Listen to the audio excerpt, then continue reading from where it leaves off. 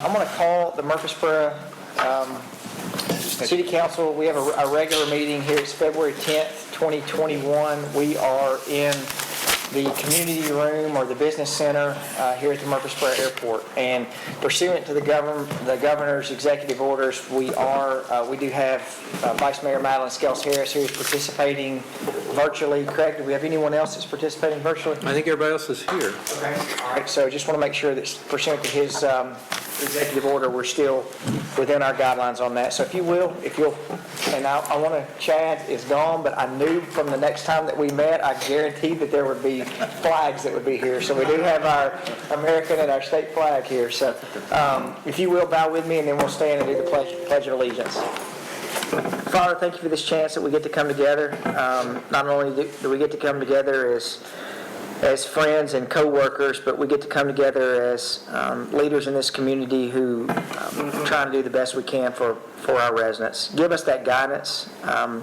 Lord, I ask that you help us to be able to be humble in the decisions that we need to make, to be able to make the best decisions that would be fitting to our residents, but most importantly, to give us guidance and to give us wisdom. Lord, we love you and we praise you. We ask all these things in your name. Amen. I pledge allegiance to the flag of the United States of America and to the republic for which it stands, one nation, under God, indivisible, with liberty and justice for all.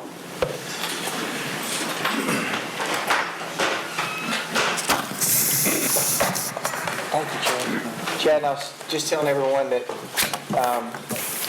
I guarantee that there would be flags here the next meeting, so thank you for doing that. All right, you have your agenda in front of you. We have the minutes from our February 6th through April 30th meeting of 2020. Are there any additions or deletions to the minutes? Seeing none, can we get a motion, please? Second. Motion and a second. Ms. Wright, please call the roll. Vice Mayor Scales Harris. Aye. Mr. Lance. Aye. Mr. Martin. Aye. Mr. Shapley. Aye. Mr. Wade. Aye. Mr. Wright. Aye. Mayor McFarland. Aye. You also have your fiscal year 21 budget amendment. This is ordinance 21002.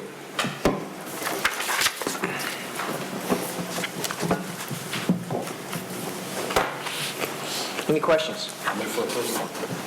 Second. Motion is second. Ms. Wright, please call the roll. Vice Mayor Scales Harris. Aye. Mr. Lance. Aye. Mr. Martin. Aye. Mr. Shapley. Mr. Wade. Aye. Mr. Wright. Mayor McFarland. Aye. Before we get into workshop items, I do think we need to mention, I think all of us received an email late last week that Ms. Wright, after almost 30 years, 28. has announced that she's going to be retiring here mid-year. And so first, congratulations. Second, thank you for what you've done. I know all of us have served with you over the years, and I'm sure there'll be time for goodbyes later, but you can guarantee for those of us that go in on Saturdays, most every Saturday, you will find her in the office working. So thank you for what you do, and we'll make sure to take care of you. Some kind of proclamation or something fun whenever it comes time for retirement. So that'll be something that we will talk about later on in our workshop items number 5. All right, so you have your dashboard, December 2020 dashboard. Craig, Aaron? I'm available if y'all have any questions. It follows the same format as our previous dashboards. All right, there's no motion on that. Do you see any questions for Aaron? Thank you again for the information. Now we're going to go into the provision of proceeds of the sale of the electric department. So, Mayor, this is a continuation of discussion that we started a few workshops ago, a little bit at an evening meeting. You have before you a draft of a resolution that would go to the legislature so that they could do a private act that would amend our charter. That was the direction that we had received and we had taken to draft that up. So really the provisions of that are subject to discussion and further direction of council. I'll say that I've been talking with Russ Fair, our legislative consultant, and the window's closing very quickly. If as a practical matter, almost closed now on being able to get a bill dropped that would amend our charter. As I said previously in an email, it's not critical that we do it this year. I mean, we have the funds. Frankly, we're not losing a whole lot of opportunity costs by the time they put and pass a private act and we put everything into place. We wouldn't lose a lot of time as opposed to going to next session in January and having a bill passed then.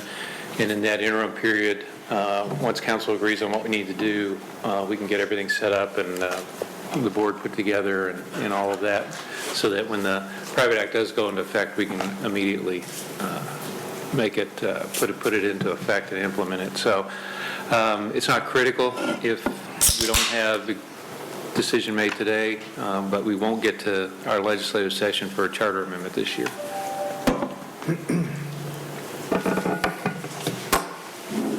So open to discussion, open to thoughts. Yep. First, thanks for the draft of the resolution. You can tell a lot of time and effort went into that, especially the revision. We made some changes. I personally would like to see us wait till the next session to do that. I think there are opportunities for council to have broader discussions about what we do with the funds. I think how you structure the trustees. I think who is on that. We kind of got through a first iteration of changes in the resolution. My concern is there are lots of things that might come out of a lengthy discussion about how to change the charter or the resolution that we make. And, if we miss something or through additional dialogue, something comes up that we say, hey, you know what, we think that makes sense, we'd like to do that. And it's unless I understand incorrectly, it's a charter amendment to change the resolution that we've done. So I just don't think there's a lot on the table to lose with waiting. And even kind of a follow-up comment, I think Rick should be very involved in that process just because of his background. There are lots of us that can understand that, but I just think we would be really missing out on having a council member that can contribute in a really positive way to that process, because it's, what he does day in and day out is more closely aligned with that than what I do, and maybe the rest of us that, I'd like to see Rick heavily involved, maybe the council lead on that. I'd like to see us have other people within our community that might be able to contribute that have experience legally or accounting-wise or financial advisor-wise, and just get a broader group to really spend a lot of time on that to make sure it's what we want it to be before we make the change. So those are my comments. I heard a good idea the other day that about, because with us, Ronnie hit it right on. We've had, discussions before about pension issues. We rely to who sits on the pension commission, but also to those who deal with that on a daily basis, which Rick does. But I heard a good idea about actually setting up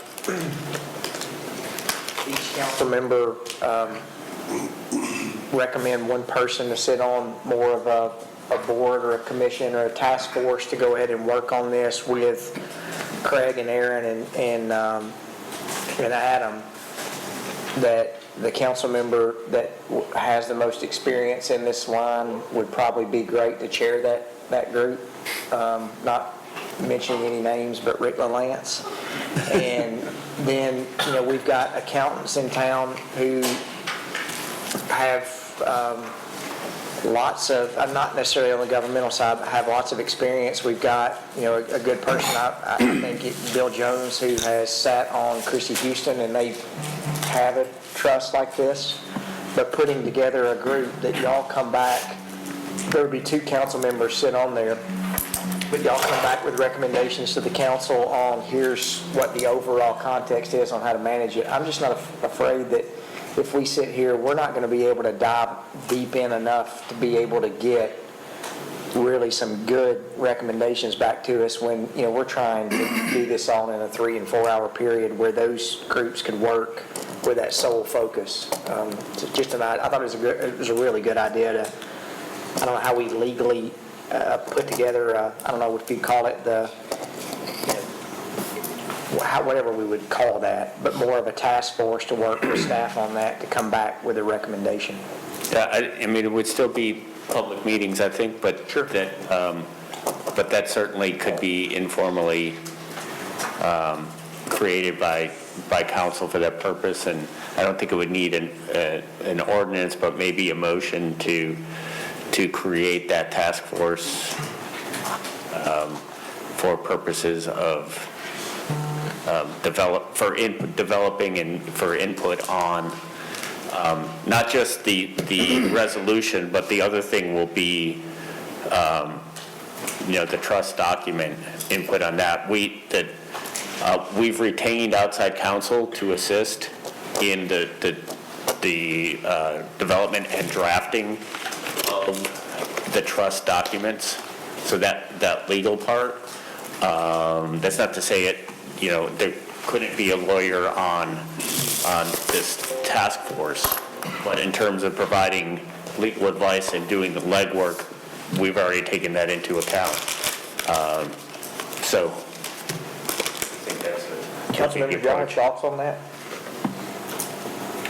Well, my thoughts are that, we're building something that we're anticipating will last for a long period of time. And I don't think there's any rush to try to put something up just to have something up.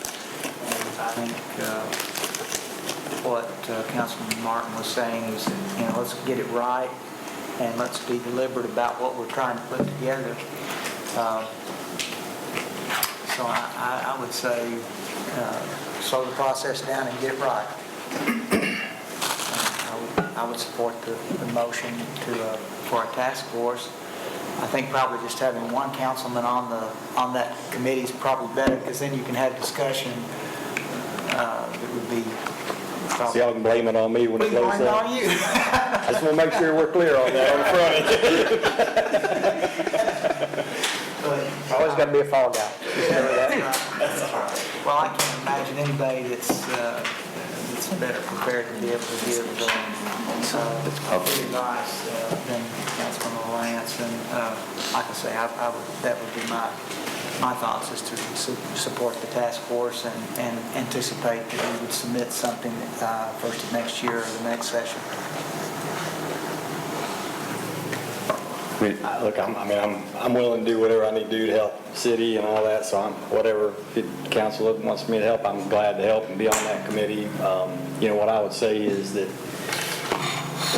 one thing that could be helpful, and I think we've had enough discussion about this, but I feel like I probably got a pretty good idea of the direction that the council kind of wants to go with this, so I think I can plug that in pretty well. But, the initial thing that comes to my mind is, maybe as we get this thing started, not only for my purposes, but for the other people that will end up being on this task force, it might be a good idea for all of us to maybe send in to Craig, or I guess maybe to Adam, if make sure, because obviously we need to kind of go through a legal filter, to put, hey, here are my 4 main things that I want to see at the end of this thing, and just very big picture. Because look, from a legal perspective, I don't know anything about that y'all don't know.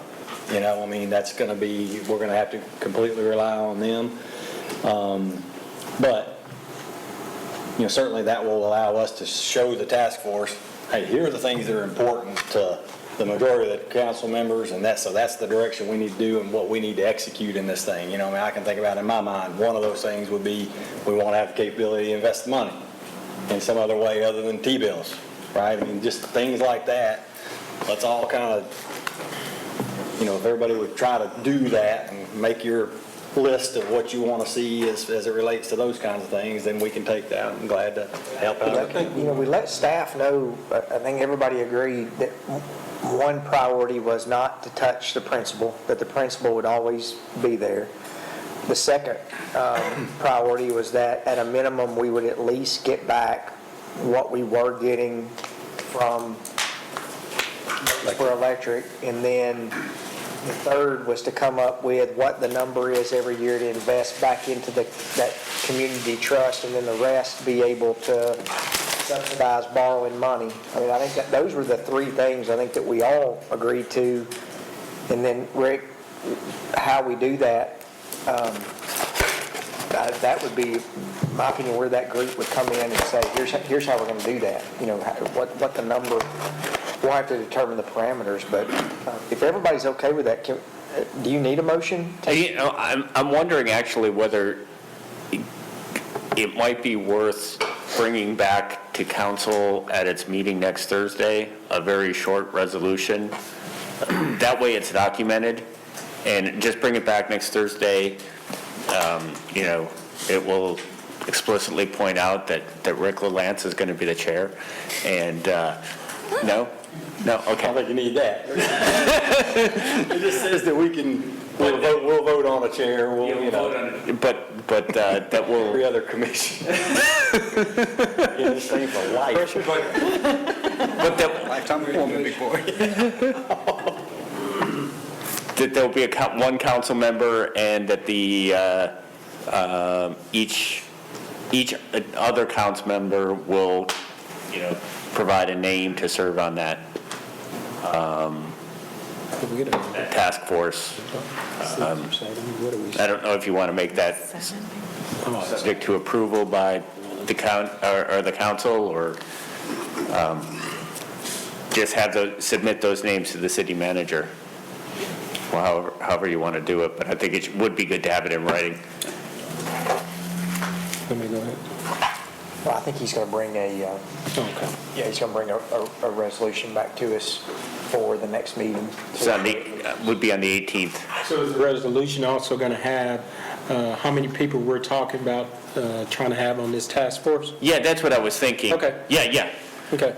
Because I'm in agreement. If we're going to wait, I'm okay with waiting, but I also would like us to start considering and start trying to name this committee as soon as possible, too.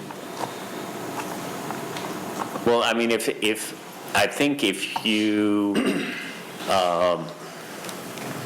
you pass the resolution next Thursday, you could appoint the members to that committee next Thursday as well, as soon as you pass the resolution. So if that gives you all enough time to identify individuals, then I don't see any problem with that legally.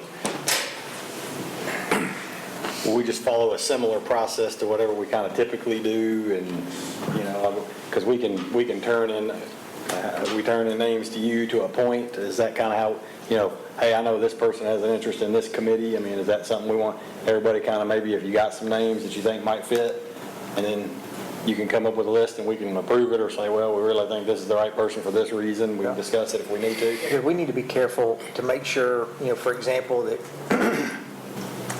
if you've got one person that serves in their work world with one organization, you want to make sure that you don't have, you know, if every council member appointed, for example, somebody that works with a certain group, we need to be careful with that. So it may be good to bring that through a filtering process to say, here are names that we're going to recommend, and then staff, and we can all look over them. And that way, we just need to be careful. Well, from my standpoint, I want to be careful that if a council member recommends someone, you know, typically if you recommend someone, we'll try every possible way we can to get them on the board. But we'll need a cross-reference to make sure that we don't have, you know, too much of, you know, if we got 5 accountants on there, we got 5 lawyers on there, we won't ever get anything done. Sorry, Craig. But if that's okay, maybe we can just, every council member start sending stuff in to the city manager, and then we'll put that together for a recommendation on that Thursday night and be fair about it. Just the question on terms of number of people, we started off assuming that, you know, each person would identify each member of council would identify someone. Do you want it to be 7, or do you want it to be, you know, closer to 5, given that there's going to be 3 staff members that are in this working group as well? How many do we have on the pension commission? 7, don't we? We have 6 people on a council member, On which the commission? pension commission. I think it's 7. So Well, let's- it's 8 because we're doing that one employee year. Right. But 7 normally. Is everybody cool with doing 6 plus a council member? That's 7, that's an odd number. I mean, I can't imagine there would be. Does that mean Rick doesn't get to pick since he's on it? Yeah, Rick, you pick for me, Rick. Picks himself. Congratulations, Rick. Awesome. Just been volunteered. This whole thing feels great. The way they volunteer in the military. Miss a meeting. Guess what? You're the chair. Yeah, it's going to be 7. Let's do I don't think 6 I don't plus think we 1 vote. plus the council member. Then there'll be 3 staff members. You know, the staff members won't get a vote, Right. so that'll be 7 people, and that'll give us a good, Can I say something before we all nod our heads to that too quickly? You're the chairman, go ahead.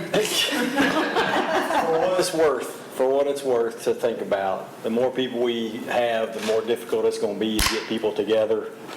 I mean, I don't mean thought processes together, I just mean physically get them together. Scheduling, yeah. And particularly what's going on right now and all this kind of stuff. I mean, so there's a part of me that really is thinking, I really wish it was 5 that direction rather than a number where we're going to have to get 10 people together, 7 plus 3 staff or whatever. I just, I'm just saying that out loud. It may be right or wrong. I'm cool with 7. I just know what's going to end up happening.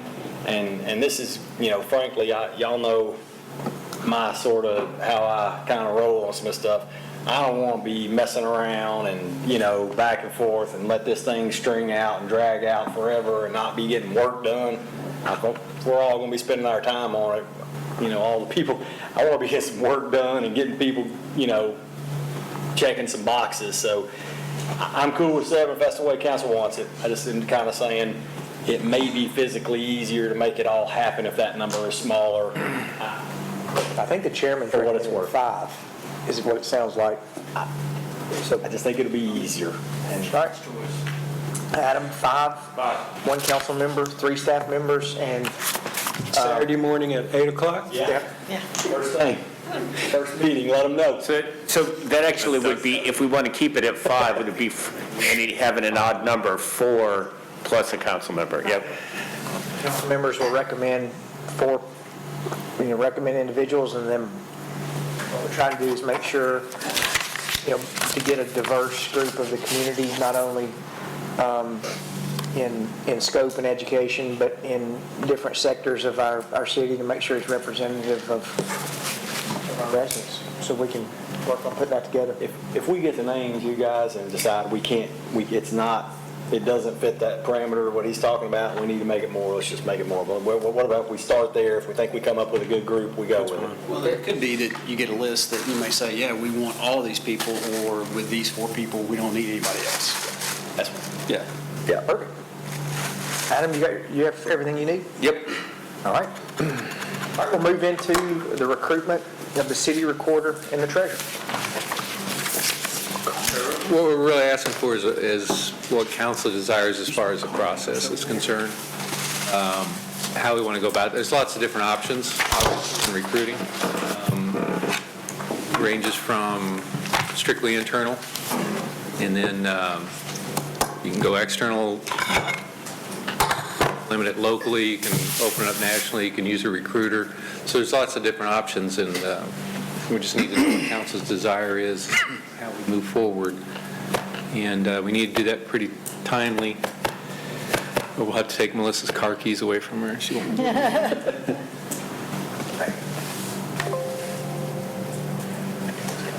Some input on that would be helpful. Council members? Well, this is a hard process to go through, and it seems like we have to do these key positions, it seems like regularly. I think opening it up, but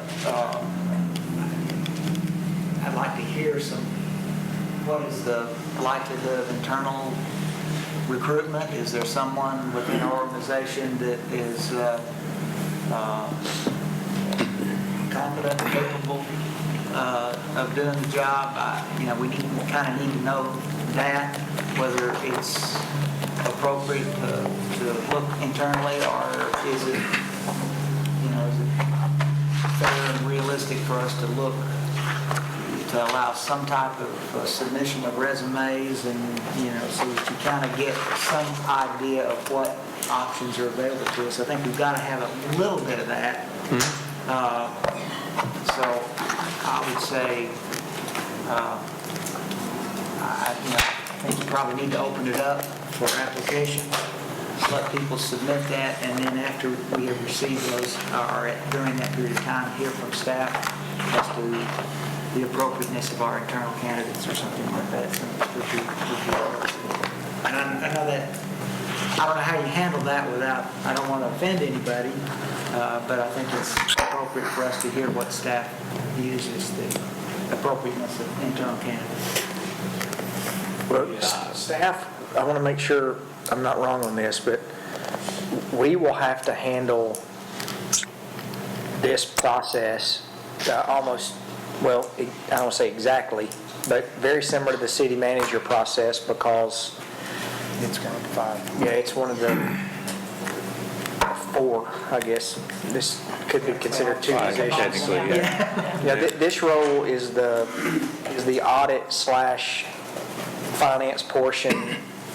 It's almost like there's that firewall that they're responsible for keeping up with all the, not necessarily the budgeting, the accounting portion. So that's that check and balance. But we will have, whatever process we have to go through, we'll have to, city staff on the city manager recruitment, that was done through Pam at the HR department, handled, applications and handled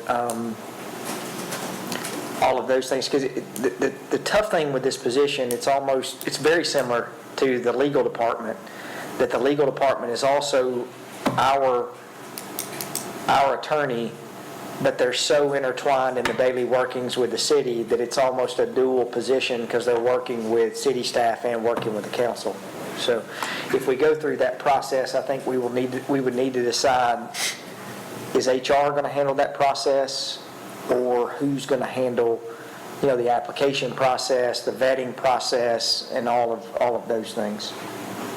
So Sean, you weren't here for the city manager process, but because it's one of the 4 people that we have to hire, we have to make sure to some extent that it stays separate from the administration, the city manager's office, because there's that firewall on monitoring both of those. So the HR department did that last time and was our contact throughout the process. Okay.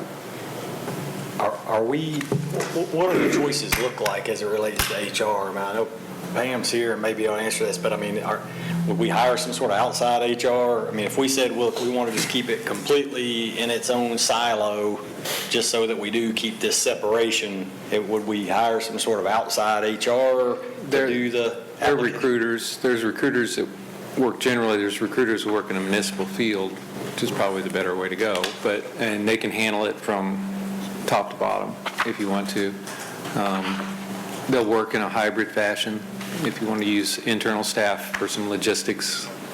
So they're kind of open. They're used to doing it. Used to working with cities, and so that is one option you could do. Or you could handle it just internally and just use the internal staff to do those things. You'll have to kind of remind me, when, I guess the last one was the city manager, We hired a recruiting firm. The recruiting firm came back and gave us 7 to 10 names. We went through and vetted all those. Then, made the decision on Craig a month or so after getting those Yeah. things. So Technically, we did that with Adam. Adam, it was internal. It was the HR ran it. HR ran it was internal? Okay.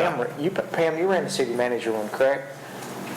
In tandem with the outside agency. And Adam's HR. Adam was just HR. He was the last one. Yeah. And then That's right. Yeah. Mine was done all internal. They didn't have a recruiter involved, which, I'll be honest with you, that was a little unusual, but for a city this size. It's not extremely unusual, but usually for a city attorney, you use a recruiter. Yeah, I mean, I But think, you could go, I mean, there's no right or wrong. Yeah. It's just how much, I was gonna say, the thing that makes this difficult is our HR department is clearly capable of this, all the way around. I'm just trying to think about, and I'm not sure I fully understand all of the little pieces of this that would factor in eventually, but I'm trying to think, about what, would the public expect us to kind of have this siloed off a little bit more? And, if so, is there a good reason for that? I mean, my gut feeling is probably to do a recruiter to work in tandem with HR is probably my gut, but I don't think I'm real. the process for a recruiter, if you'll recall, because we did use one before, is that generally what they'll do is they'll come in, they'll interview all of council. It's the council choice. They'll develop a brochure about the city. You'll have a lot of information in it, and then they'll start to push it out publicly to the different websites and people they know and other recruiters and things like that. So it's more of a process that is in their hands, and a lot of times, they'll use the HR staff to schedule things and do the logistics and such as that. But then they'll gather up the resumes, and a lot of times they'll have very extensive questioning that they'll put out with it. So you'll get feedback from the candidate itself, answering a lot of different questions. Depends on the recruiter you use and what their process they Was offer. it $20,000 or $25,000? Do I remember that? Was it? It seemed like it was around there. I mean, they vary, but they don't vary much amongst municipal recruiting firms. Their fees are pretty close together, but yeah, it's something in 30 right cost. or 40. That seems like it was about right. Yeah.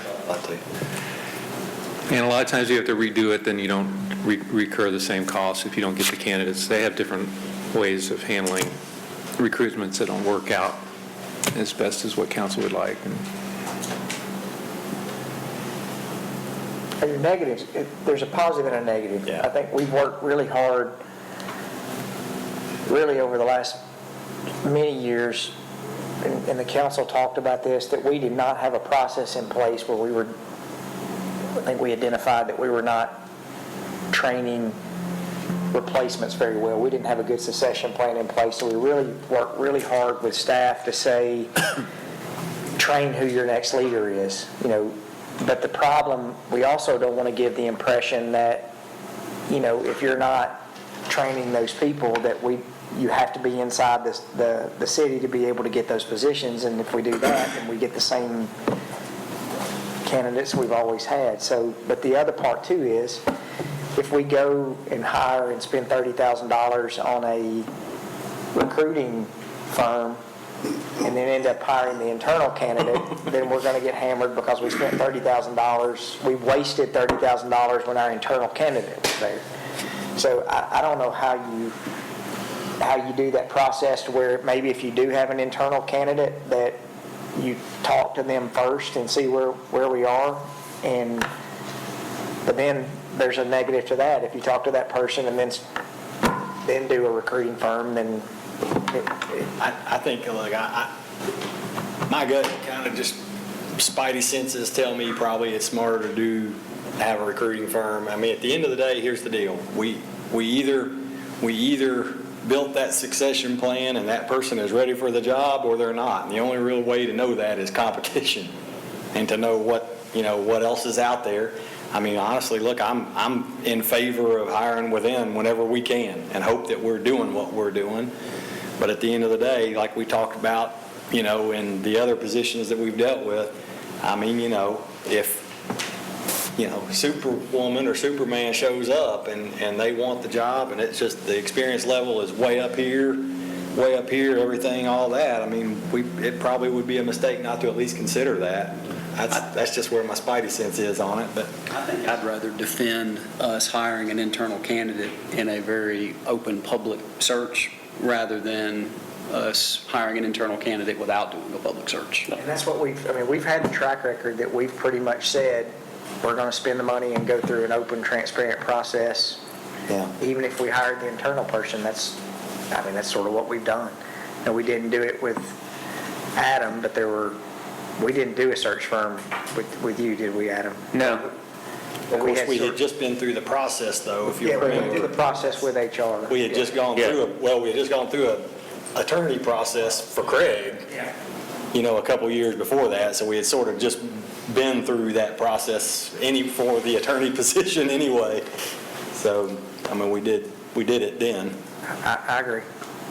What would be our expectations of an outside firm? Is it just, I think when we did Craig, we had community involvement, and you had to go through an interview process and all with the community Oh, yeah, I did. stakeholders, I remember that. Do you want to, is that the depth of this, or do you want them just to come up with some names? I think so. Just receive resumes, come up with some names, and provide us with 3 or to 5 recommendations of people that they think are adequate? I think this, And the firm itself may have, make recommendations on how their process kind of fits with the best way to bring it back to council. And so I'll say, in defending of using a recruiting firm, even though you hire an internal process, that with the right firm and the larger firms that do this, they put a lot of effort into thinking about the job, and you usually learn quite a bit about the job itself, whether it's internal or external candidates. So there's some collateral benefit of just going through that process, which can be pretty extensive for the candidates and for the internal staff as well. So it's money well spent, I guess, is one way to say it. I don't think we spend $25,000. I think we let our staff do it on the inside, and if we've got an internal candidate, let's interview that candidate, but also seek outside resumes, and then go from there. Because I don't think we got $25,000 worth out of Craig.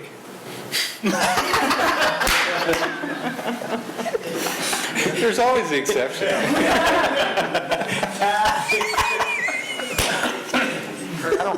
That was awesome. The only thing we got to be careful about is, Because you're still opening it up to the public. we are, but with the charter, it's real clear that the 4 roles, the city judge, city recorder, treasurer, city attorney, and city manager, are hired by the council. Agree. And the reason that we've used, except in extenuating circumstances, like with Adam, the reason that we've used that search firm and spent the money is because, to Ronnie's point, I think, it puts that wall there that staff's not choosing someone that they're picking who gets interviewed. I'm not saying our staff would do that, but that's the reason it's in place, is that the council ultimately is following the process of who applies for that job, not who it's presented from HR. So that's why that we only hire those 4 people. And I'm not saying that we can't do it that way. We just need to be careful that this role is supposed to be set to where it's hired by the city council, and if staff is involved in the process of selecting applications on who comes to get interviewed by the council, I think that could be argued that may be a little more involved than what staff is supposed to be in that position. No question about that. Yeah, I'll use the example too. We just went through this school board process where they picked the new director of schools, and I think what we just went through was a much improved process over what happened last time. But in both cases, the school board association was a part of that. But they went through great lengths to make sure that that was a very open, public process. And regardless of who was selected, at the end of the day, I don't think anybody could question the process that they went through. So I think there's some value in that, but I understand there's a cost. So. I mean, I'm not disagreeing with what you're saying. If you reference to that school board, that's the same school board that picked a superintendent that wasn't qualified for the job. I'll say that, but yeah. So, but I'm just saying. I mean, if you're gonna come with that, you got to come with correct information. They picked the school board. Just left something out. I was being thoughtful. And all I'm saying is, I understand it's an obligation of the council. As long as we do it by the book, I think we're good. As long as we make sure legal understands what we're doing, HR understands what their role is and how we do the process.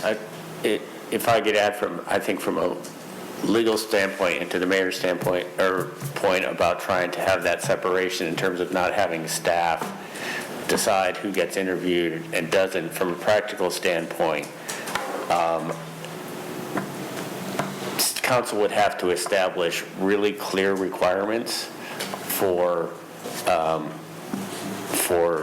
weeding, for lack of a better term, weeding out applicants who were simply not qualified for the job, and those would need to be very clear. We don't know that. Yeah. And then the second thing would be is what, from a practical standpoint, what council members would then have, you then have, say you have 10 that are qualified, then those resumes, those applications would have to be submitted to all 7 of you, and you would have to vote on who you want to interview, which you can do, but that means reviewing, 10 plus applications of people who meet the minimum qualifications for the job, and that's as opposed to with a consulting firm potentially getting, having 5 picked for you. Doesn't mean you can't pull, say, hey, could I look at the resumes of the other people, but someone else doing that process for you as opposed to your concern about having staff do it. I've been on both sides of this, both as a member of a board and an employee. Don't get me wrong, it's not that I have concerns with staff handling the process, but 10 years from now, when council members look back on how these 4 positions have been selected, it would be good that there be some consistency in how those are selected. So, Bill? What happened at the school board, which I think helped the process along, was they got the state school board association to basically be the filter. So they paid, I think it was $8,000 that they paid to recruit, to do that recruitment process. Helpful or not helpful? I'm going to put this on the table. I think MTS is a resource that we could use to do this process for us and be that filter that doesn't go to an outside agency. But I know they have done this, been involved in processes like this. It'd be something maybe we want to look at. I know there are certain feelings about MTAS, but if you wanted to do something other than $30,000 for an outside recruiter, this is a resource that the state has provided for us as a municipality that you might want to consider. I think I like the outside recruiter idea. There's some transparency built in, and it doesn't mean that the internal candidates are kicked out. It just gives them more validity if they get picked. So I think the outside recruiter idea is where I would go to. MTAS, would probably not be my choice just personally. I don't really, honestly, I don't know who my choice is. I think outside is sort of my lean, is just to kind of say, let's get that in that silo and let's make sure we can always look back at it and say, hey, yeah, our HR department is clearly capable of this, but we want to try to keep it in this silo just on consistency and for future councils, all that stuff Shane was saying too.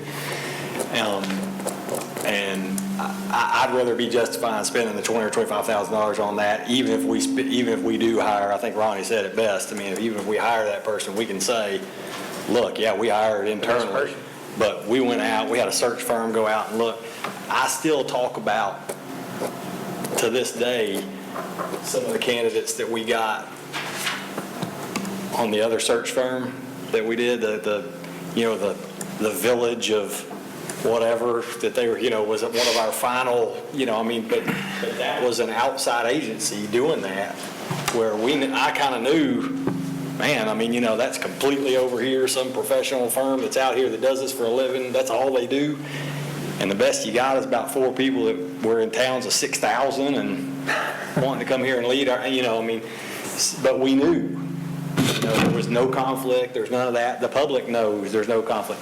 So look, if y'all are, I would just kind of say, maybe just go that route. I'd be willing to spend money. Obviously, I'd rather spend less than more. So if we can get it for 18 instead of 30, let's get it for 18, I mean. It's our, as council members, I do think if that's the direction we go, it's important when people ask us about that for us, from our standpoint, for us to be able to impress upon someone, hey, when they say, look, you spent 25 grand, well, we need to be able to tell people there's 4 positions that the council hires and fires, and this is why that's set up. That, this is why that we have it to where those positions, are signed. And I think I don't talk to the city judge, but I think probably Judge Sellers is probably closer to the end of his career than he is to the middle of his career.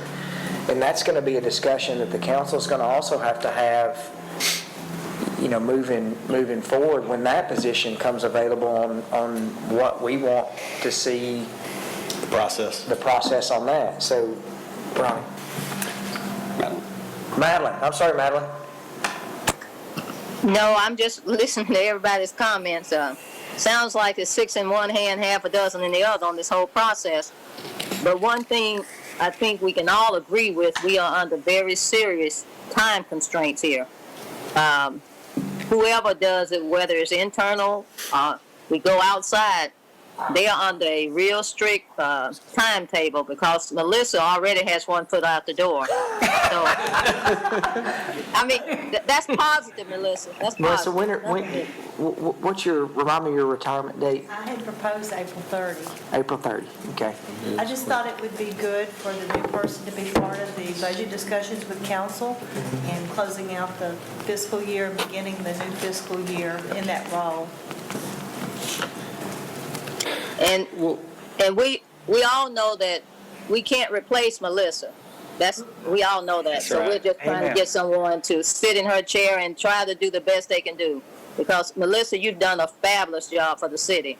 It's going to Fabulous. take. We can never thank you enough for that job you've done. It's going to take Melissa 60 days to clean her office out. Those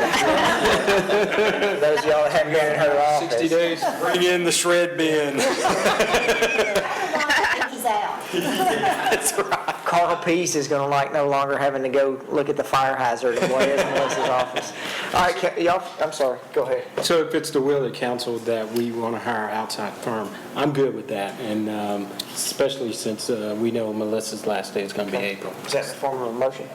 Yes, sir. All right. We have a motion? What else is needed? Well, I was going to say, if, maybe it's better after the motion, but what I would propose is that we can get 2, 3, 4 names of firms that really do this work well, that are out there, that work in our region. Some are real regionally focused, and I'm not sure we want to use those firms. And then council can decide which way to go. We can get their specifics, their information on fees and such. But there are some out there that are really good, and there are market conditions, and there were market conditions that you kind of talked about that were very apparent going into that was probably not going to work. It just happened that way. I don't think it's a reflection on the firm itself. There were some circumstances that Oh, yeah. we knew going into it. I didn't think it was a reflection on the firm, not at all. Actually, to the contrary, I just thought it was a reflection on the market, and It was a market situation. Yeah. So we have a motion. Do we have a second? Second. All right. Ms. Wright, please call the roll. Vice Mayor Skels Harris. Aye. Mr. LaLance. Aye. Mr. Martin. Aye. Mr. Shacklet. Aye. Mr. Wade. Aye. Mr. Wright. Aye. Mayor McFarland. Aye. Now, since we're going to go that route on outside, do we want the city manager to be involved, or who do we want to be involved to find and give us proposals on the outside firm? Who do we want to handle that? I mean, our 3 options would be Craig, Adam, or HR, Pam and HR. Anybody have any thoughts on that? Other than I don't have the knowledge to be of much assistance, then Okay, so we're down to 2 now. We'll just leave it. I mean, You don't hear lawyers say that very often. Pam could go out and look for the firms and Okay. try to get us together some information on that, since you're in that world all the time. Okay? Everybody good with that? May I ask a question? Sure. Are we gonna put a cap on the amount we'll be willing to pay this firm? So Pam will have some guidelines, you know, Madeline, I think this is just my opinion, but I think we would be better to get the proposals and not let people know how much we're willing to pay, because I suspect that that's probably 3 people that are going to come back with what we're going to be willing to pay. So Yeah. we may be better just to see what that number is and maybe Madeline, I mean, I think it's a great point. That may give us the ability to have some competition if 3 firms know that they're all going to be, I will tell you, their fees are very, very, all of them are very close. It's not, there's not so many out there, they don't know what everybody's charging, and they're all about Pretty the same. standard. Okay. Yeah, they're pretty standard. is that okay, Madeline? oh, sure, I just asked a question.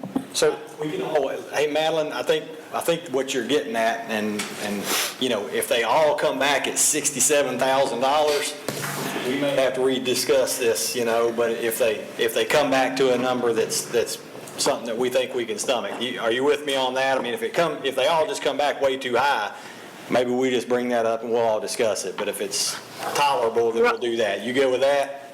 Right, I just wanted us in our minds to kind of have figures in our head, you know. Yeah. And when that comes back, like you said, 60, and we're saying, you know, maybe 30 or something, we come back with a 60. I see agree. what you're saying, Mr. Lawrence. I agree with you, yep, good. So Pam, do you think that between now and our next meeting on next Thursday that we could have, you know, maybe 3 proposals to us? Okay. That way next Thursday we can make that decision. I do want to make the point, you wouldn't believe how many of our staff members, not who are just here, who watch what the council does. I think I speak for everyone that we do not want to minimize the work that people inside our departments are doing and give the impression that we're not trying to promote from within. But with these positions, it's imperative that we make sure that we show people that we're doing that non-biased and transparent on how we make those. Otherwise, it gives the impression that you don't have the opportunity to move up unless you're handpicked by your predecessor. So I want to make sure that this is not a slight to anyone who may or may not apply for the position inside the city. This is just a process that we have to go through. Okay. Do we have any licensing? No, sir. Any statements? Any business from staff? Any business from council? I got something. Mr. Lance? I try to make it kind of snappy today, but we in our joint meeting a couple months ago with the Planning Commission, we kind of went, talked a whole bunch in there, and this is something that I think that the timing is right to consider this. And look, if everybody up here, if 4 of us say, no, we don't want to go down this road, that's fine. I'm going to try to make this in the form of a kind of a yes or no question here, just to say, do we want to go down this road or not? You guys all know I let my brain start spinning out a little bit on some of the zoning stuff, and really it all revolves around kind of those target ranges that I've talked about for months now, trying to get some idea of what does our goal look like for our city and why. How much should we have in industrial property? How much should we have commercial? How much should we have RM16? How much should we have in single family? And why?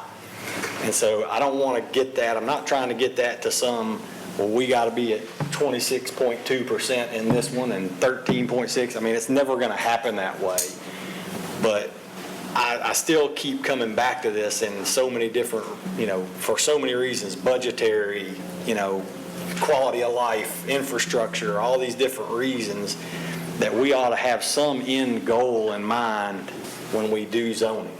And in my mind, that's just planning, the difference between zoning and planning, where zoning seems to be more individualized, this project, this project, this project, and all of a sudden 10 years from now we wind up with a whole lot of that project. Versus kind of going, well, hey, look, this is where we think is the best mix for our city, where we have, kind of this percentage. And it has budgetary implications, infrastructure implications, all those things. are we, I think the timing on this is important, and we can talk more about that later, but are you guys, is that something that, we talked about with Planning Commission, I can take that back to Planning Commission, they can be involved if we want to be involved, however we want to do that. To me, this is sort of more of a vision of council thing. We get educated from a budget person, we get educated from, let's say, the Middle Tennessee Association of Realtors. Why is it important to have some home ownership, and at what level does it, should it be important?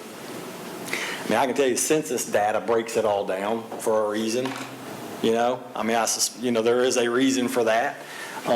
So I don't have any preconceived notions of what those numbers should be. I have kind of my own personal ideas, but the ranges could be wide for all I care. What would make things easier for me, and again, this is just the way my brain works in my life every day, is, hey, if I know that what zoning we have in front of us right now is working towards and is keeping us within these ranges that we know are going to be something that's going to fit our budget, our quality of life, our goals in this community as our vision, it's a lot easier for me to just go, yeah, I know it fits. Yep, it's the right thing for the city. I may not even think it's the exact right place for it, but at least I know it's fitting the parameters. And I don't have to say, well, God, this feels like every single rezoning we get is stacking and stacking and stacking and stacking, and one day we're going to end up as some other city that we've all heard talked about a lot, right? Do y'all think it's a good idea to try? I think it's a process, and the reason I think it's a yes or no today is just, do we want to kind of dive in, or is the council willing to do that, to dive into this and kind of start, let staff start getting us some people in front of us to say, hey, here's what this will impact your budget. I've made some statements on that because I've done the math, but I don't want that to be me saying it every daggum time, honestly, If we're going to have that discussion, now's the time to do it, because we got a land use plan that's going to be coming to us in the next. That's right. That's part of the timing we got. Having an open discussion on how we want to see land uses move in the future. The last time this happened, y'all, with the 2035 plan, y'all know what happened. It was just plop, here it is, and there was a lot of work that went into it, but even when we talked about it, there was really no changes hardly ever made to it, and none of us really understood it. This is just something that I think we can get to something that we can all understand level, because we're never going to understand the land use plan all the way anyhow. There's too much, there's just way too many little pieces. So I just think, for example, it's, hey, do we want, how much is the appropriate amount of industrial property in this city? We need X amount of heavy industrial to try to attract this number of those types of jobs. How much commercial we need to attract this kind? Here's all I keep coming back to in my mind is, I don't want us to end up one day where we go, oh, we're out of commercial property. All we've got is zoned this way, which is not feasible from a budget standpoint, and may not be like even what we all have in our vision for what we want Murfreesboro to be 10 years from now. I think it's worth the discussion. Yeah. Go ahead. Well, I think we talked about this before, but it's about reasonable expectations. That's what good planning does, and it gives everybody, existing property owners, and it gives developers, and it gives staff direction and reasonable expectations as to what to do.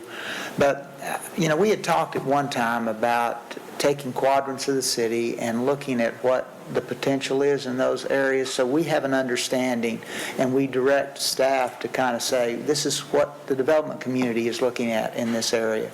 You got a 30,000-foot view, but quite honestly, to make realistic decisions, because it impacts our infrastructure and the transportation system, we need to be taking areas of our community and looking at it, parts of it, because it's more than just a percentage, because certain areas lend themselves to certain types of development, and the development community and those people that are marketing those properties have expectations as to what it's going to look like.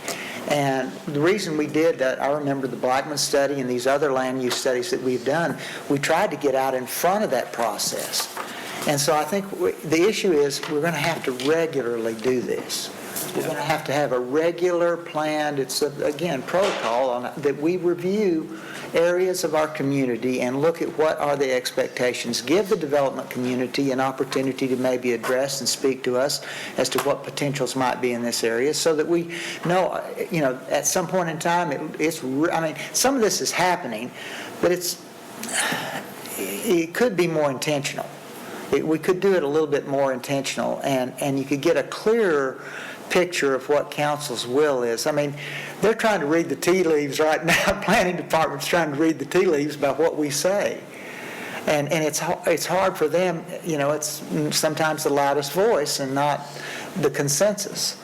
And so then we get to the last vote or on a plat and we say, wait, I can't go with this. And some of us have to vote negatively on something. So I think we're just going to have to establish, let staff and have a regular rotation of areas of our community to where we provide the public and our staff an opportunity to inform us what are the expectations here, what do we need to address as far as our land use in that area, and then let that define some of our expectations as the broad swath of residential and the different zoning that we're expecting in our community. I want to respond to that then, just intentionally, then you make your comment. So specifically, kind of what I was thinking is that we would take a very big picture approach, okay, for the whole city at our level. Because we're not equipped to get into quadrants, and to start, we can't go out there and be studying, you think about the Blackman study, think about how many of those there would be that you're having to rotate today. Yeah. See what I mean? It'd be 15 quadrants. It's not like you could get 4, you know what I mean? But here's what I would say. If we come out and say, like to what I had in my mind was we just kind of say, here are the big picture parameters. Because, our budget is big picture. It's not Blackman, east, north, south, west. It's the whole thing. Everybody counts in our budget. And so we have to at some point say, this is the number. Now, staff, you guys go out there, look at the quadrants, look at the land use map, and know that whatever you come up with within the constraints that are in those quadrants, the total kind of needs to look like this. And if that means you need to have a little more commercial here and a little less this here, okay, but that may be too granular for us to deal with. That's kind of that's why I kind of am coming back to this, and again, it's not rocket science.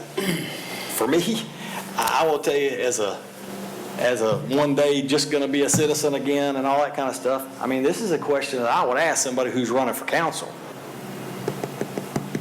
Here's what the current vision looks like. Here's what the ranges are right now for the current council vision. You're running.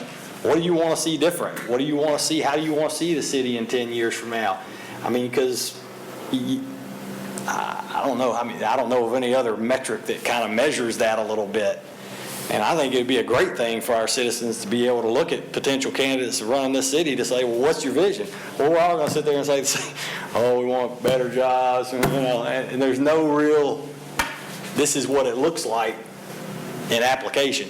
So I'm okay doing the granular stuff too. I'll dig in if that's where we ultimately get to. I just think we got to have a big picture number because that's the only way our budget can be factored in as well. Like just one big picture, and then if we want to go granular, I'm in for that too. But I love all of it. That makes me, the more that there is, the more comfortable I am project by project. Sam and Greg, do y'all mind, just so we can know what to expect, what will the land use plan that we're expecting to come back, how detailed will that be in regards to what Councilman LaLance is talking about regarding,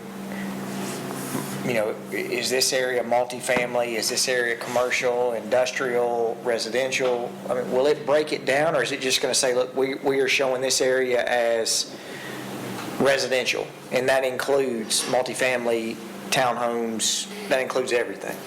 Yeah, currently what we're we're working on is actually just a large area like Councilman Lance is talking about. There's a microphone. Currently, what we're working on is looking at the large area. I'm sorry. What's that? We're looking at a larger area. Hey, Greg, you're talking too loud. Write it on a piece of paper and just slide it around. Yeah. Hey, the new guy, right?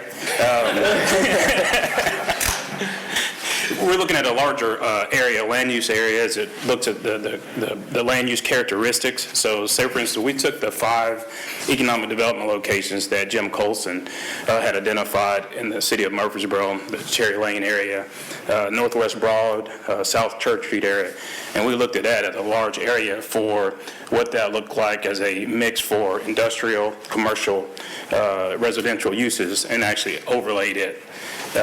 Reagan Smith is currently working on that map. We could possibly have 2 or 3 of those areas at the next workshop on a map to let the council take a look at to see where the progress we're making in the future land use map.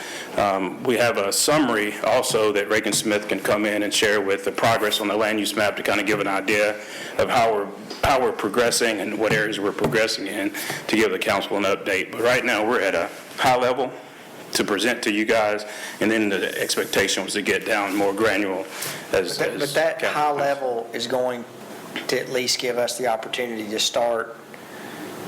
Absolutely. That comes back to us, that. Well, so here's kind of my, and look, this is I think what I'm trying to do here is be on staff's side, not pick on staff when I say this, but one of the things that happened in the 2035 plan was we got the map.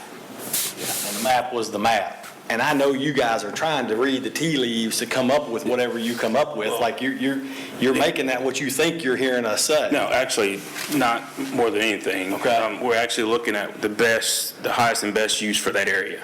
And so based on whose parameter? Based on what that area, so Northwest Broad Street, there's an area there that has some transitional areas. It has the river, has a corridor where there is interstate services that we need in that area. So we're looking at the highest and best use as it relates to what's going on in the area.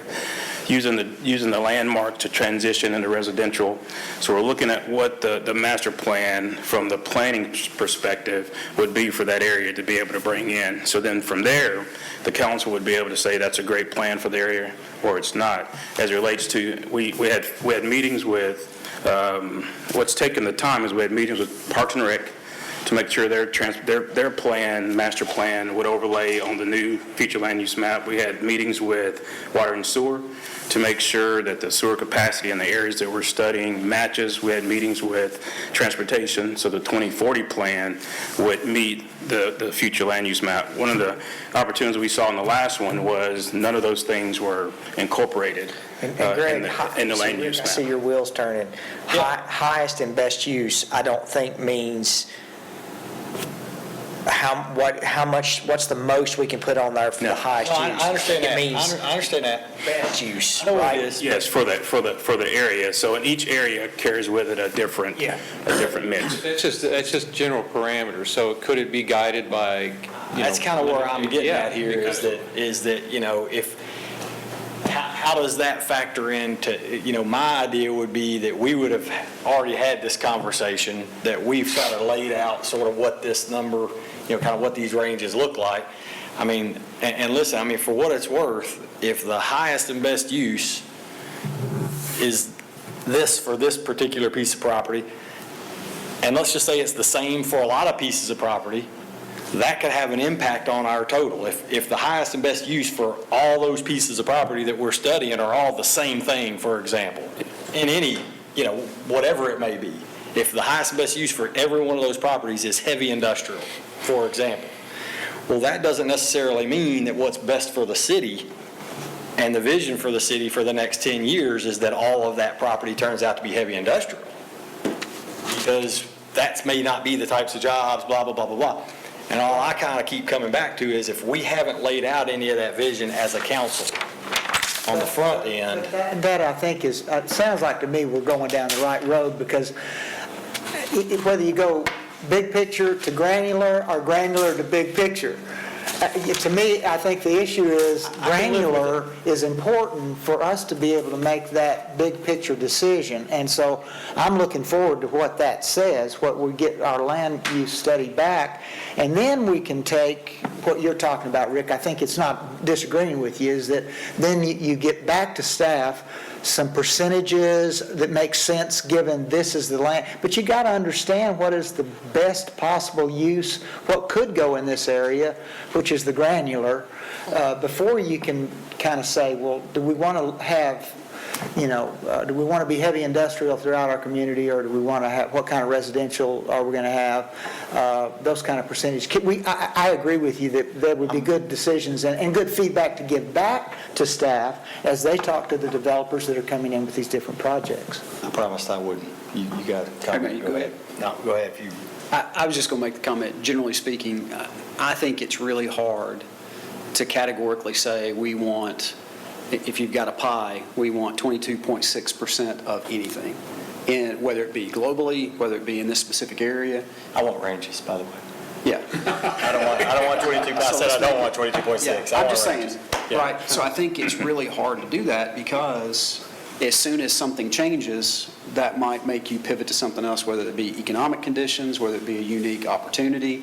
And I understand, I think part of where you're going at is the overall implications to the city. I think that's a part of the discussion always, but I just don't know that I'd ever be comfortable saying, you know what, if it's past the range of 22.6 to 23.4, we're not doing it. I just think we can always have the discussion of changing the ranges. To me, if you do have a range, at least, I mean, for me, the perfect time to revisit this is every 2 years, about September or October, after an August election. If there's a new body sitting here, new people there, all right, let's revisit it again. What's your vision? What's it look like? Why? Yeah. I think it needs to go from 22.6 on the high side to 25.6 on the high side because they've changed. The situation has changed, whatever, I mean, but at least we have a grasp on why are you doing it rather than just project by project by project. I mean, look, this all stems from, and I'm willing to put my money where my mouth here is when it comes budget time, because I think it's not fair to ask the guys, with the staff that we currently have in the planning world to be doing a whole lot of the forward-looking stuff. I mean, they're capable of doing it if they don't have a million other things on their plate all the time. But if we, I've used the numbers before, and I don't want to just keep bashing it in the head as far as what I've talked about before as it relates to percentages. But it is, we're going to, if we don't take some measures, my instinct is that we're going to end up in a place where we just say, how did we get there? Well, we got there by taking everything individually rather than at least having some concept of what direction we want to go, Airplane view. Yeah, I mean, we should have reasons why we're doing things. I have reasons why I talk about things in zoning individually, but, like I said, when it comes to Cherry Lane, a new property that we got, there's room for everything out there. But how much, Is it 50% of this? Well, does that skew our total number too much? Y'all got to know this is the way my brain works. This is what I do every day in my job, right? I mean, I asset allocate and I plan for get from point A to point B. So I bring that in here so y'all know that's where it comes from. But I honestly think that ultimately we do end up, I mean, would we, 15 years ago, do you think some council, and there's one person or two that could answer this, I mean, 15 years ago, if you'd have said 20 years ago, we're currently at 20% multifamily, I'll pick on it, we're going to get that thing up to 35% fast as we can. Probably not.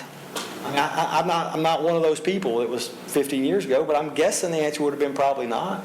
But because of, and when we did the little moratorium on slowing down zonings, I mean, look, guys, I think that's starting to kind of, that was 5 years ago or whatever. It's just maybe now starting to show up because some of that inventory has started to, it's already been developed out now, and some of, the newer inventory hasn't come on because of it. But that was all driven towards, if we're not careful, and I gotta tell you all this, and I didn't say it the other day, but the comments that we get, about, after that 5 years ago, we're shutting Murfreesboro down, Murfreesboro's gonna be closed for business if we do this, and we, there's no way that these properties are gonna develop the way that they're zoned. Well, I remember specifically one of them was a Salem Highway. I mean, there's no way it's ever going to be apartments, and it is. They have developed that way. So anyway, it's my desire to try to get us thinking about those big pictures. The order that we go in, the reason that I'm kind of driven on this right now, because we got this land use map. I'll go ahead and say we got impact fee discussion coming up. It matters.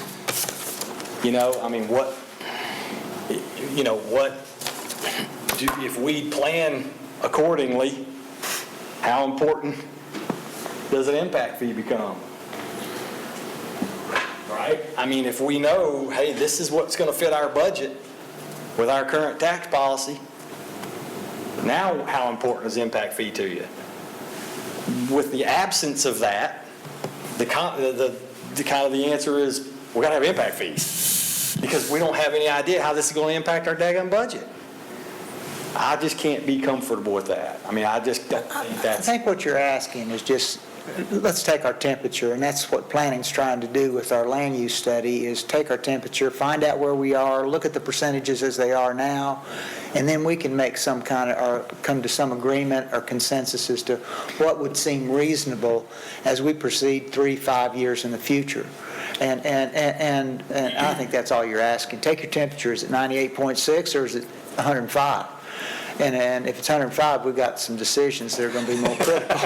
Yeah, I think that's exactly the temperature. I probably would equate it a little differently, that you got 6 pistons in a car, and you're checking each individual piston to see what the wear on each one of those pistons are to determine which one needs to be fixed. So if piston 1, which may be multifamily, has a lot of wear on it, then we know we probably need to fix that one.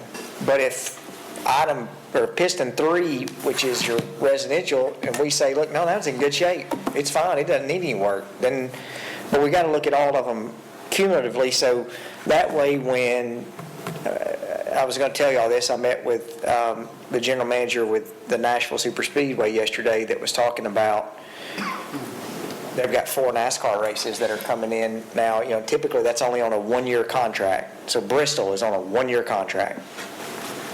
They are putting the commitment into Nashville, or Wilson County, and part of it's in Rutherford County, that they're doing a 4-year contract. So they're going to get a NASCAR race for the next 4 years, which in turn I was like, well, hey, all those jets where y'all flying those drivers in, we have got a great airport that y'all can come into. It's 15 minutes, But he was very interested in what's happening on Cherry Lane from a standpoint of hospitality, restaurants, even residential.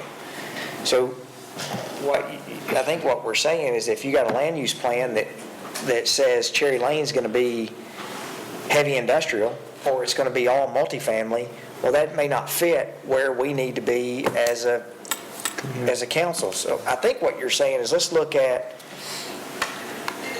where we are when that land use plan comes in, or even before that, to say, if you're bringing a land use plan that shows, and I don't think staff would do this, but if you're bringing a land use plan that shows 1,000 acres of multifamily, when I say multifamily, apartment complexes, when we already have 8,000 units that are not built on, you're probably going to get some pushback on that. And I think that's, see Greg shaking, that's the discussion you're really wanting to...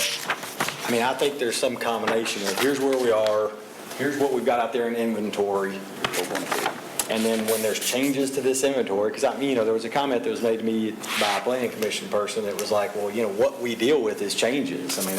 That is what we do, is change zonings. Well, that's exactly right, which makes it more important to understand what change to that zoning, what impact does it have. Think about right now what our current inventory would look like. There's going to be a good bit of RS-15 on it, decent at least.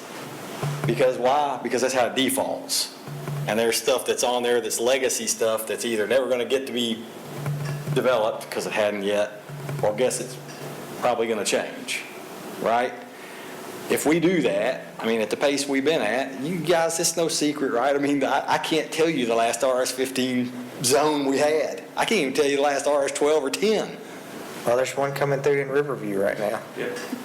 Hallelujah. And you know what? I would say give them credit and get some density somewhere else because of it. I'm good with all that. Because guess what? That is we got the percentages. You bring 30 acres of RS-15, you get 30 acres of RS-6, and the averages work, right? I mean, but if all it's ever is, if we're 30 acres of RS-15 and 3,000 acres of something else, the averages aren't going to work. But I think, I'm in for, I think we need to have the discussion, but I think realistically, we all got the email from the people who are developing over in Riverview, so that, the homeowners didn't want the dense development, but then because it comes through with an RS-15 zoning of right, now the homeowners are like, whoa, we didn't get input on what the architecture and the materials are now. And you're like, well, you can't get it both ways. Yeah. So I think the thing that we got to be really careful about, and this is really looking at overall market, you don't see RS-15 or RS-10 lots anymore because no one wants those lots. I mean, that's just, unless, the reserve, which is a mile and a half from here, those are RS 10,000 lots maybe. And so I think what we have to look at as a market, those are RS 10,000 lots. Most of those houses are 590 to 675, which I'm all for. I think that's great. We need more of that. But what we have to make sure is that that's not everything. So, because the 6,000 square foot lots, your millennials and people who are buying houses now, they don't want 12 to 15,000 square foot lots. Just like the people who bought 10 acres years ago are now like, I don't want to maintain all that. So there's got to be a mix at the same time to look at that. I'm all for having that conversation. I've got an acre lot right now, and I wish I could go down to 8,000 square foot because I don't want to mow it. But I think those are the discussions that we have to also look at. We talk about free market. I mean, I tell people if it were up to me, we would have shut down check cashing stores and mattress stores 10 years ago. But we've all said, look, we're going to let the market dictate that. And to some extent, too, I think I agree on the multifamily side, the dense multifamily side. But we also have to look at, 55 and over home.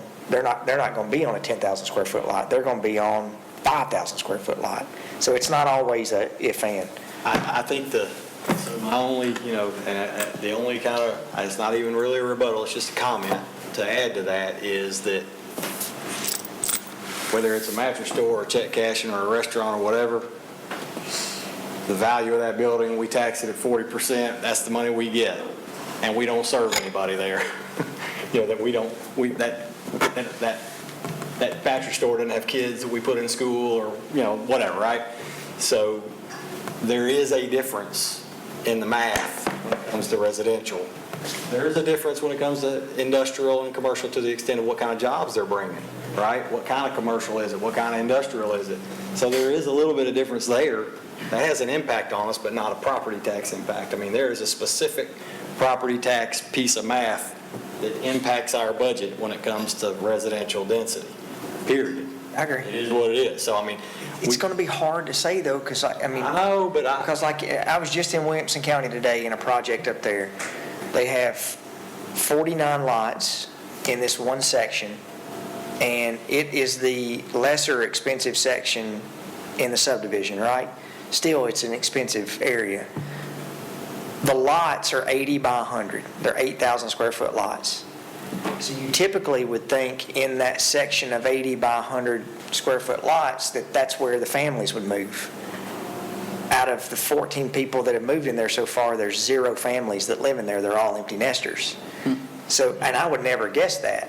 And their impact to Williamson County is 0, except they're paying a lot of property taxes and not using the services, which I would have thought that wouldn't be the case. So I think what we're looking at, you have to be careful, because when you talk about RS-15 lots, the people, as we develop RS-15 lots, are not going to be the users who are not going to be impacting the school system, and it's going to be the exact opposite. So It's worth. yeah. I don't have any inclination whatsoever to think that all of a sudden any of these ranges are going to start skewing us towards a bunch of RS-15 and RS-12. I don't think that's in the cards, okay? I don't think that at all. I just think that we need to look at the math and the implications of it, and instead of going RS-15, maybe what the implication is, instead of going from RS-15 to RM-16 or RS-15 to the more dense townhomes, whatever that is, A or B or 2A or whatever the more dense piece of that is, that we say, you know what, RS-15 really should only be moving to RS-6 or 8, you know? RS-10, maybe it even comes out to say, well, RS-10 could go to townhomes, you know? RS-6 could go to RM-16 based on what these parameters say, perhaps even because of these market fluctuations. You know, RS-15, I hope it's not a thing of the past personally, but logically, within the confines of our city, it seems to me that it's kind of a thing of the past. We sure hadn't seen much of it, right? I mean, that's just all there is to it. So I don't have any inclination for that. I'm Just kind of a general comment too, and I know everybody knows this, but you know, Murfreesboro was a small town with not a lot of commercial business investment, commercial retail investment for a long time. That has come as the population growth has come, and so we value that commercial growth because we don't see the expense side of educating, you know, kids and providing services to the people who use that. But you can't lose sight of the fact that it's the residential rooftops that brought those things. And so I don't profess to know the mix and exactly how much we need. I understand the argument of, you know, residential density costs money. I don't personally think I know that well enough to say, hey, and I know you're not saying this, let's shut the door on residential development. I know you're not saying that. Yeah. And let's open it up for commercial. Well, if I'm a commercial investor looking for, when you look at retail space, you look at office space, you look at the challenges that spaces have. They got to have people to serve. Yeah. So we're always going to be having this conversation about what the mix is. And I think part of the challenge we're having is, you know, without getting specific about projects, but like the downtown, you know, the core overlay there. I would cram density in that downtown as much as we can. I'm not even sure I understand, and it's probably an educational thing for me, so I look at me first as I don't understand what the heck's going on, because that's probably the case. But why are you even talking about open space in downtown? Let's put living space there, because we're talking about affordable housing. There's a 4 o'clock call for the Mercury Court redevelopment for the Housing Authority. We need more units. We've said we want density downtown. Let's pack that place down there. Now, not to the point where it's gridlocked and we can't function, but, you know, it's from that project that was up last week, it's a 6-minute walk to the boulevard. It's a 9-minute walk to Walgreens. I mean, I walk to work this morning. I walk all downtown. I know that may not be happening in the residential subdivisions because there may not be anywhere for anybody to walk. That's not the case downtown. There are places to walk. So I appreciate the point you're making. I think I wish it were easy to say, hey, let's simplify it and say, here's the number and this is what we've got to do and stay in. I just don't know that we're going to have enough information to make it that simple. So let's do this. We got the landscape, because Angela, I want to make one quick comment before you leave, because something we've been dealing with. Greg, when's the land use plan coming back? Well, right now, we're working on the 5 economic development, so it's probably going to be at least another 2 months, 3 months, Mayor. Okay. Before that, somewhere in the next, I'd say 2 to 3 weeks, this needs to be, and Kurt passed this over to me, so it's his idea. We need to have a retreat where we, you know, we're not sitting here for over an hour and a half trying to have a conversation of what Murfreesboro is going to be for the next 20 years on housing mix. This just needs to be one discussion that we all do like what we did. I intended for this to be kind of a yes or no. No, but I mean, the beginning stages was to get educated. Yeah. So, and we've really, over the last 6 or 8 weeks, you know, we consistently keep coming back to this topic. I mean, we had a whole meeting here with the planning commission that was really on where are we going next. So we need to, all of us get together and, if it's, hey, there's no way to put a metric on okay, you can't just say, look, we want to be in this range or what, but let's all sit down and have that conversation. Let planning know where we are, and as you said, we'll speak as everybody give their opinion, but at the end of that, then the direction that we all decide to go, there's where we're going to go. But that needs to be one topic that we do that for one day. I'm fine doing it in here and just coming in one morning and saying, look, we're going to budget until 2 or 3 o'clock, and we're going to have this discussion with staff. My vision on this was literally, and I may have started to say this, but like, having Candy Roberts come, having somebody from a budget background, a municipal budget background, to talk about here's what some different mixes. Affordable housing. Affordable housing. I don't care if Tim Keach wants to come. Tim Keach can come and talk about that. I'm good with listening to every piece of it, okay? I just, my point of all this is, and honestly, the budget piece is the part where it becomes a lot more finite for me, because there is a budget piece. And look, man, it's just like this. If we're trying to do business at our jobs, there's one type of something that we offer that we lose money on, and there's 7 other things that we make money on. If all we sell is this one, we're going broke. Period. We're raising taxes. Period. And so if we don't take a look at this at some level, I agree with you completely. We can't get 22.6. It's never, I get it. But if we don't have some handle on this, we're just going to end up sticking some future council with this same thing. And it may be us. It may be that fast. I don't know. But all right, so let's get educated. Sorry, I took way more time. Let me give you all 2, because Angela looks like she's got to go to a meeting. This is not so I had a call yesterday and meeting again next week. And this may need to go to Craig too. And I don't want this to sound, if at all this comes out as not being compassionate, but there's been a lot of discussion, especially over the last couple of years, on feeding the homeless. And the Parks and Recreation staff, I think rightfully so, has made the decision. There was a group who, one of them is my good friends, that are feeding, originally were feeding in Old Fort Park, and that got moved to Patterson Park.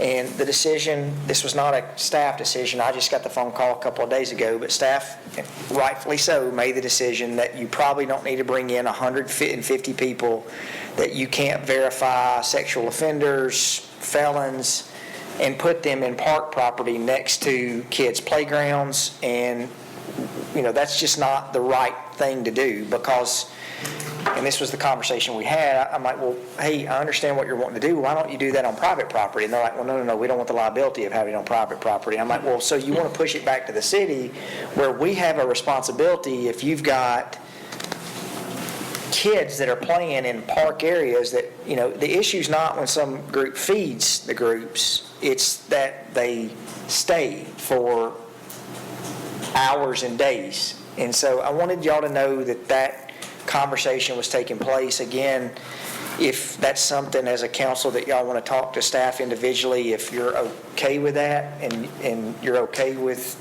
that happening in the parks, please talk to them and we can have that as a discussion. That's at a staff level. That's not something the council determines. I mean, if staff or if anyone permits to try to do something at a park property, safety precautions are taken into account because kids are at those locations. So not asking for comments, just to let y'all know that's the other process. The second thing is, you are going to get some, as we're sitting here, some more information on discussions at the airport. That'll be coming across here in the next day. I don't have all the information, but I know y'all been getting a lot of information, and Chad's done a yeoman's work on making sure everybody stays educated. But I think the airport commission meeting is February 22nd at what time, Chad? 4:30. 4:30. So that'll be coming up. I think that's a Monday, February 22nd at 4:30, and that'll be in this room. But just to keep full transparency, to keep y'all all updated on the information, anything that comes along, Chad is working to get that out to everyone just for you to be educated. Ultimately, any decision has to be made by the airport commission, and Councilman Shacklet is our representative on the Airport Commission, but any changes will have to come back to the city council. So those were my two items I wanted to make sure before, Ronnie. I just going to say too, one of the things I want to make sure that the planning staff and really the whole staff hears especially is that, it's real easy to kind of armchair quarterback the last 20 years of how we've grown and how we might change some of those things. I don't know, and I know you're not pointing fingers at anybody. It's hard to know, you go through, you factor what was going on in not only our community, but in the country in some of those periods of time. You had recessionary periods, you were lucky to have opportunities, you were lucky to have any growth at all. Murfreesboro, Rutherford County has been somewhat insulated from the broader market in that we've had more than our share of those things. But, I think about the tools that just in my time on council, I have seen the mapping tools that, Darren's done with some of the basins where we've got challenges. I think about the multifamily mapping that we've done on GIS. I think about the storage unit mapping we've done on GIS. Now we're talking about a new land use plan. There's a lot of good work that has been done as a result of good challenges that we have had. And so, I don't want us to lose sight of the fact that, we have been extremely fortunate in comparison to surrounding counties to have the opportunities we've had. Yeah, it's bumpy and it's not exactly the way we'd want it, but that's why we're having these conversations. So I don't want anybody to be discouraged, and I don't want the staff to be discouraged, because these are good problems for us to be discussing, because there are a lot of places that aren't even having these conversations because they've got empty places that nobody wants to come. So I probably should have said that. Thanks. I mean, I do. I know you mean it, which is why I brought it up. That's right. Yeah, I'm doing this on behalf of what I think is on behalf of staff. That's why I said it. And council and future council, certainly. Ronnie, to piggyback that, we've sat up here, and I'll, it took me 4 or 5 years to learn what I was doing up here. Not before I was ever mayor. And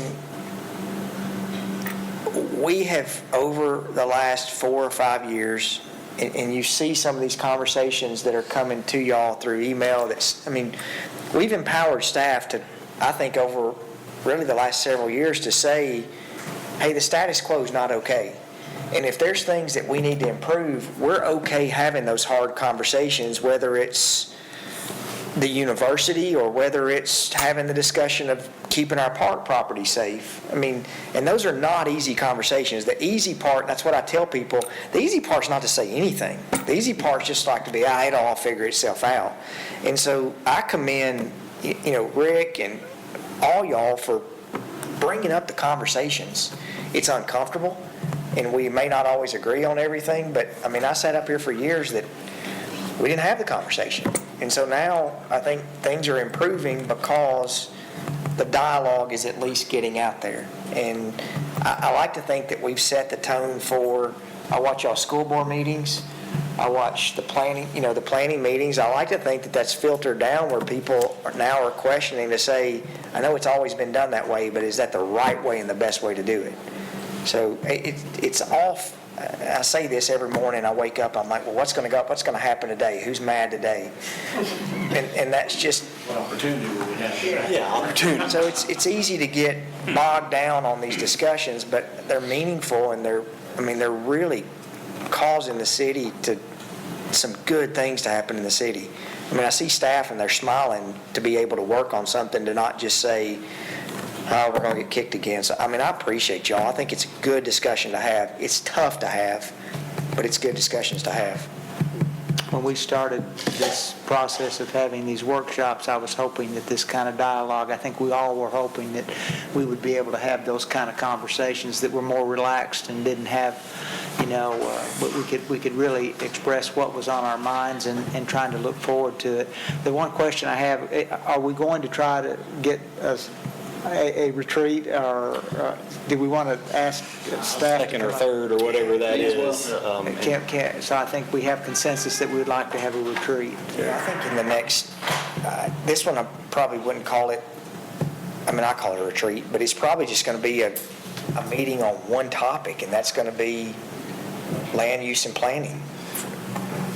I'd spend an entire day on that for sure. Now, I think there's probably 3 other topics that we probably need a half a day on each, honestly, too, a couple you just mentioned a minute ago.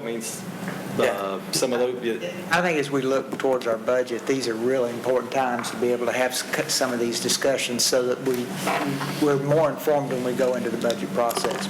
I know we're going into a busy time, you guys, and I saw the budget calendar, I think, that you put out, which really just started getting us incorporated into the budget process, maybe in April, something like that, was it? So That's a key. between now and April, Who it is. I think we can have some of these workshops. I'm game for whatever. I mean, to me, I agree. I mean, these are important discussions. I'm willing to have them.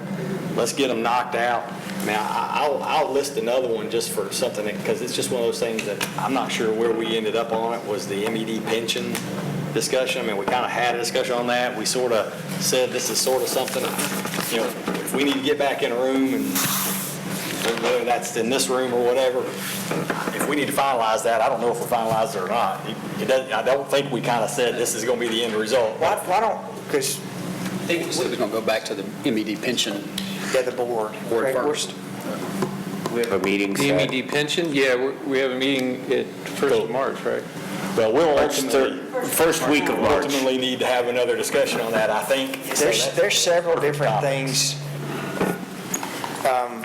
We had this discussion the other day on alignment and vision. And I was listening to a podcast that was based upon, it was on UT football, but it was talking about that. Lord. Yeah, I know.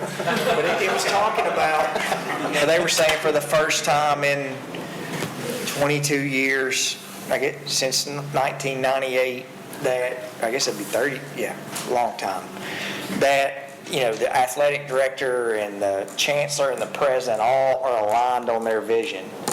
And what happens when alignment doesn't meet vision?